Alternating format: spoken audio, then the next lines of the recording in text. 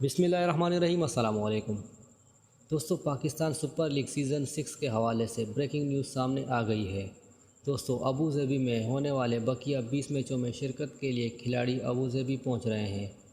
दोस्तों, वीडियो में आगे बढ़ने से पहले आप लोगों से छोटी सी रिक्वेस्ट है, अगर अभी तक आप लोगों ने PVTP न्यूज़ को सब्सक्राइब नहीं किया तो इसे सब्सक्राइब कर लें और साथ ही बेल आइकन को दबा दें इस तरह की लेटेस्ट वीडियोस हासिल करने के लिए, और वीडियो को लाइक भी कर दें।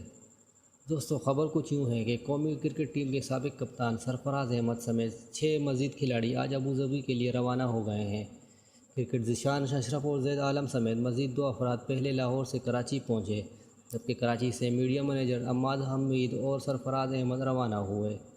पाकिस्तान में मौजूद 7 अफराद के लिए वीज़े अभी तक जारी नहीं हुए। 7 अफराद में से 3 क्रिकेटर हैं, जिनमें इमरान अमीर, आसिफ अफरीदी और मोहम्मद इमरान शामिल हैं।